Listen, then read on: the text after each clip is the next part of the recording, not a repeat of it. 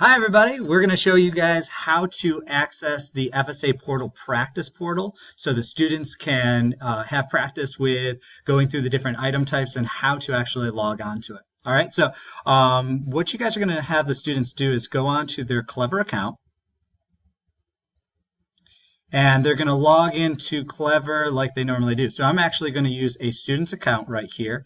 They're already logged in, but the students all know how to log in, so that kind of saves us some time here. So they're all logged in. They're going to go down to Think Central,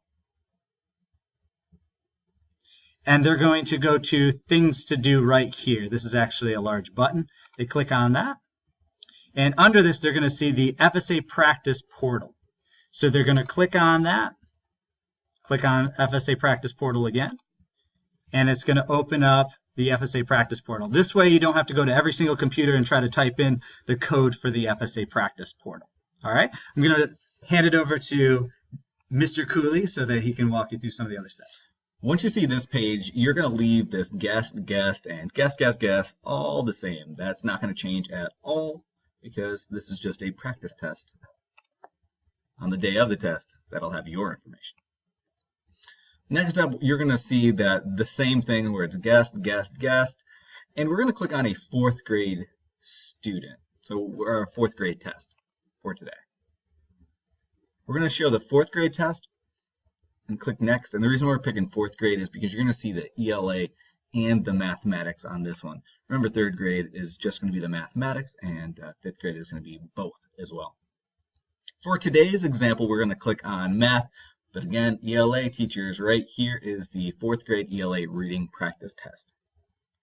After I click on the 4th grade ELA or math practice test, I want to see that there is accommodations. Students with accommodations, this should already be set up for them. Students on the day of the test, they shouldn't really have access to this, but in case they do, and this comes up and they can actually modify stuff, they should not.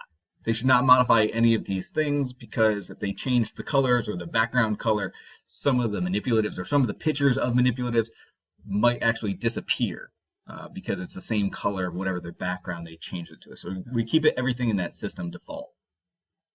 Once I have that all not changed, I'm going to click Select. This just kind of affirms all of the stuff that I've already not done. Now I'm going to click Yes, Start My Test. Once I click Start My Test, it has test instructions and help. These right here are shortcuts, and my brother's going to show you how to get to them. Okay, so on the day of the test, this will be what they see and they can scroll through. As part of the instructions on the test, you are going to have them actually look over this overview of the test site. And what it does is it actually breaks down the different tools that they're going to see on the different pages. So this is an example of reading and different things that they have up at the top. Now, this is great for them to look over, but I wouldn't stress about this too much. There's a lot of words here, and a lot of our kids are hands-on. They need to just take a look at it, play with it, practice it, and check it out. So give them a minute to kind of look through that stuff, but I would actually say let's actually test this stuff out. And to do that, let's actually just begin the test, and we can go over the different buttons. Loading. All right, so here's question 1, but if you notice, these are all the different buttons that the students are going to see. Some of them are going to be available, some of them are not. And there, for reading, there might be actually more buttons. But you notice that this is going to be a button so they can go to the next question. This is a big one. We suggest that after every single question, they click Save, because if that system ever goes down, we do not want them to lose all their work. Right. So please have them click Save after every question. Pause, do not have them use, because in the instructions it might say that if they pause it, that might be a very bad thing, and we don't want them to do that. So during the test, we don't have them pause it unless we pause it for them. Over on this side for math, it's really important. This is where they're going to find their reference sheets. So this is where they can access it at any time throughout if they're going to use any of those tools there or any of that information. Line reader should not be there. That's an accommodation. And then zoom in, zoom out. Now another one is this right here, and I'll have the other Mr. Cooley talk about this.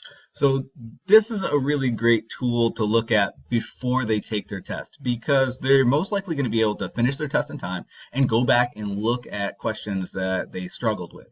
And a lot of our students, they do not. They say they are done and they didn't mark anything for a review.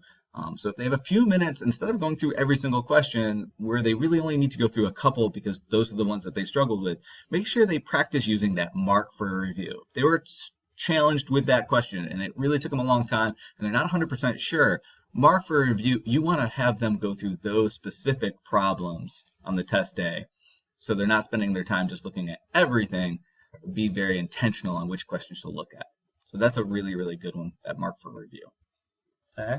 Now, the other ones that they have also is Notepad for math, and for reading. They're going to have paper to be able to write on. So typically the Notepad is not necessary. We actually don't want them to use that. It's going to waste a lot of their time probably. And then the strike through, that's actually a cool tool that if they select that, they should be able to actually eliminate possible answers that they feel are incorrect, so they can narrow it down to the one that they do want to choose. Ooh. Okay. And a lot of times what they're going to have to do is, there you go.